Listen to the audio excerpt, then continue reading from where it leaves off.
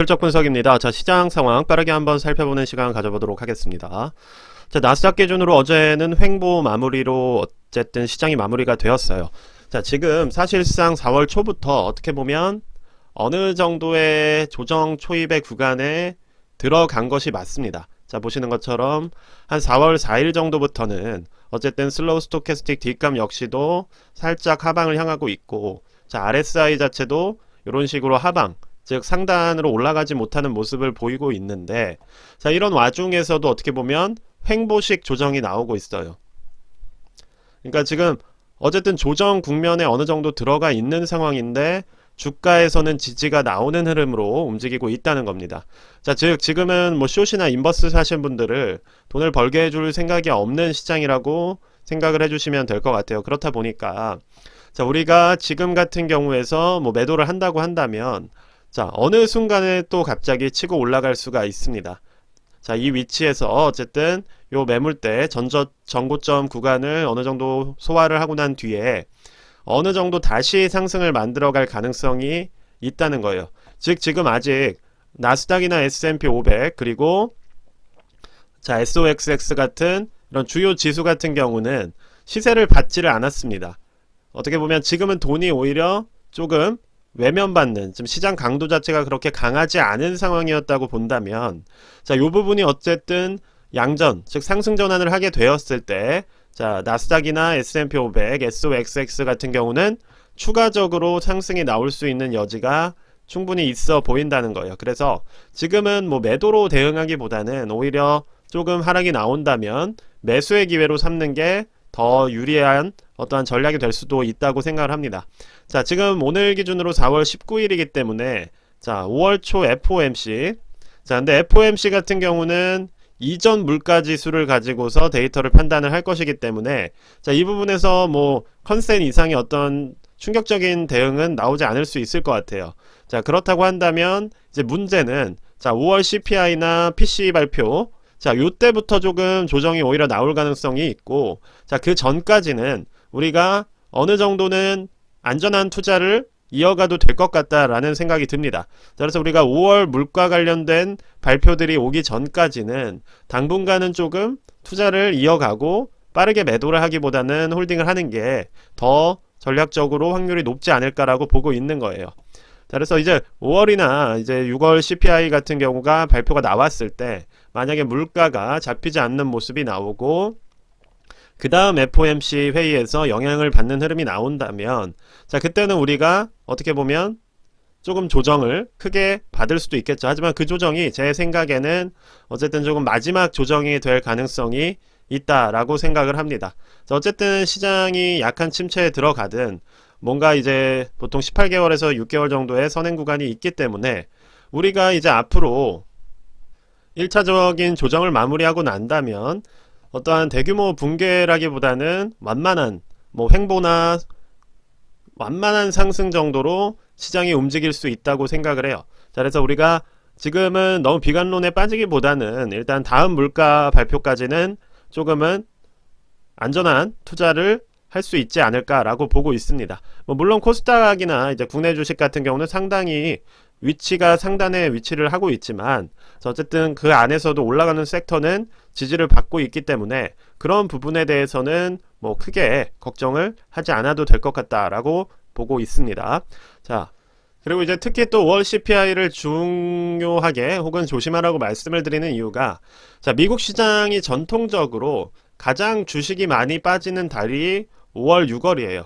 자, 5, 6월에는 보통 역대 오른 달이 거의 없을 정도로 자, 미국 시장이 조정을 받는 그러한 월들이기 때문에 우리가 이때는 어떤 측면에서든 악재가 좀 나올 수도 있다는 거예요. 그리고 그 악재가 나올 확률이 높은 것이 지금 보시는 것처럼 WTI 가격이 지난달이나 이제 3월에 비해서 어쨌든 10% 정도 뛰어 올랐기 때문에 이러한 부분에 있어서 물가에 반영이 된다고 한다면, 자, 5월이나 6월에는 어떻게 보면 물가 지수가 튀어오르는 모습이 나올 수가 있다는 거예요. 자, 다행히 단기적으로는 WTI 가격이 조금 안정되는 흐름으로 움직이고 있지만, 이게 장기 추세로 보았을 때는 어떻게 보면 상승하는 흐름을 다시 보여주고 있기 때문에 자, 이 부분이 만약에 안정이 되지 않는다고 한다면 자, 6월까지 해서 어느 정도의 조정을 기대해 볼 수 있는, 그러니까 기대라기보다는 예측해 볼 수 있는 그러한 조정의 요인으로 작용을 할 수가 있다는 겁니다. 자, 그래서 일단은 WTI가 오르고 있고 이 부분이 반영이 돼서 5, 6월 주가는 영향을 받을 수가 있다. 그리고 전통적으로 미국에서 5월, 6월은 하락이 많이 발생하는 달이다.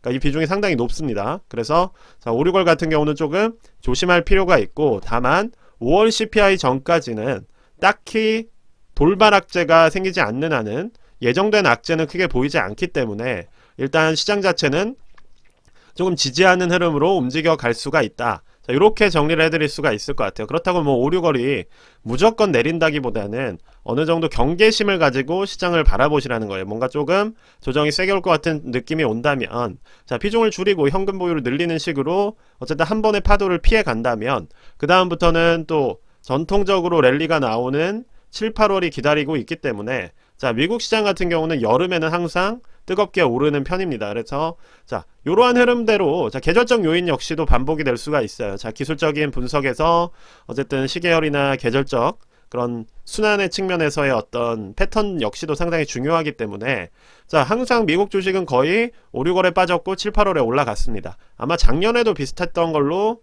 기억을 하고 있어요. 자, 그래서 보시는 것처럼 작년에도 보시면 자, 5, 6월에 상당히 그쵸? 주가가 많이 빠졌죠. 그리고 7, 8월에 이렇게 랠리가 나왔었습니다. 자, 그러니까 이번에도 뭐 똑같이 반복된다기보다는 어느 정도 정형화된 패턴이기 때문에 자, 한 5, 6월쯤에 요 정도에 이렇게 하방을 한번 찍어주고 다시 또 올라가는, 조정이 끝나고 올라가는 식의 패턴이 반복될 수가 있다는 거예요. 그리고 요 원인을 촉발하는 거는 CPI일 확률이 있다. 즉 물가가 안 잡히는 것처럼 뭔가 흐름이 흘러가면서 시장이 대응을 할 가능성이 있다는 것을 염두에 두시면 좋을 것 같습니다.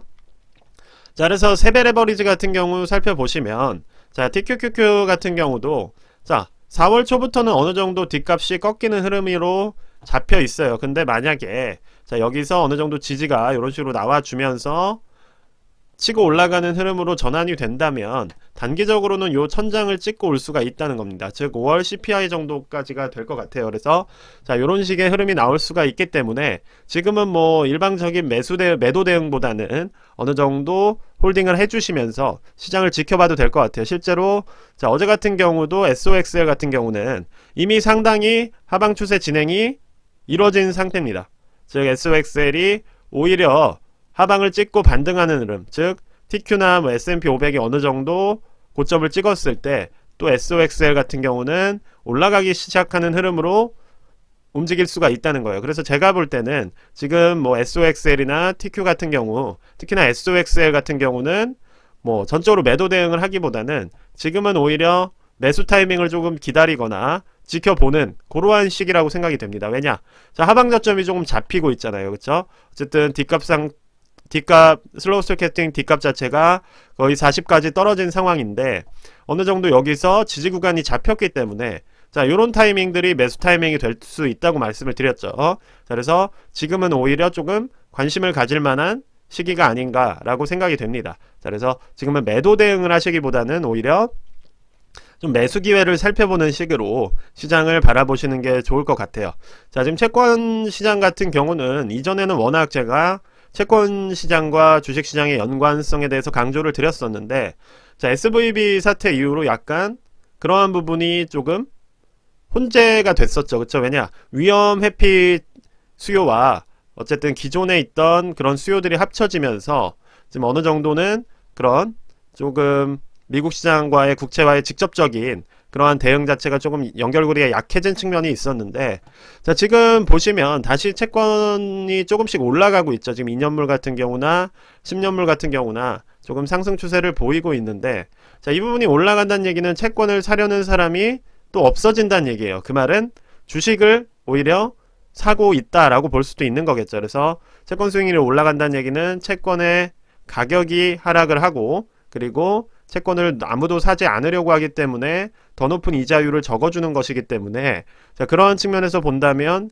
이러한 상승 추세가 어느 정도 잡혀있는 상황에서는 주식시장은 상승이나 혹은 지지를 받으면서 대응을 나갈 가능성이 있다는 거예요. 그래서 자, 보시는 것처럼 자, 일간으로나 RSI나 봤을 때 상방으로 방향이 잡혀 있는 상황이고, 자, 주봉으로 본다고 한다고 하더라도 자, 어느 정도는 조금 반전을 만들어내려고 하는 상황이기 때문에 뭐 이러한 측면에서 봤을 때는 주식시장 자체가 그렇게 나쁜 위치에 있다 라고 보기는 어렵다는 겁니다. 자, 그래서 앞서 말씀드렸던 우리가 조심해야 되는 부분만 좀 경계를 하면서 자, 지금은 매도 대응보다는 어느 정도 시장을 홀딩하는 그런 식의 대응이 어쨌든 상승이 나왔을 때 그러한 상승 흐름을 놓치지 않는 하나의 방법이 될 수 있다라고 생각을 합니다.